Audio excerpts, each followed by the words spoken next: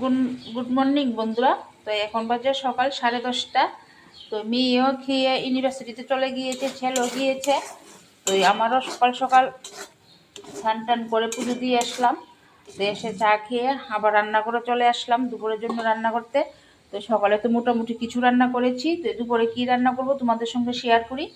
এই তো আজকে একটু গিলা মাথা এনেছে, এই যে কে কী বলো আমি জানি না, তো আমরা এই গিলা মাথাই বলি। তো আজকে একটু গিলা মাথাটাও রান্না করব। তো কতগুলা তেল এটাতে, আমি কড়াইতেও তেলটা একটু কম দিয়েছি। আর এদিকে তেজপাতা আলু কেটে নিয়েছি, আর এদিকে পেঁয়াজ কতটুকু কেটে নিয়েছি।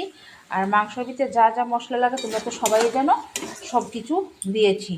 তো এখন মশলাটা একটু ভাজা হয়ে যাক, তারপর আমি গিলা মাথাটা ঢেলে দেব। তেজপাতাটা দিয়ে দিলাম, এখন মাংসটি দিয়ে দেব। একটু কমেন্টে বলবে তো এই জিনিসটা কে কে খেতে ভালোবাসে। আমার তো খুব ফেভারিট গরম ভাতের সাথে। তো দুপুরবেলা আজকে শর্টকাট রান্না। এই দেখো এখন পেঁয়াজটি দিয়ে দেবো, আর আলুটি হালকা করে ভেজেছি, আলুটিও দিয়ে দেবো।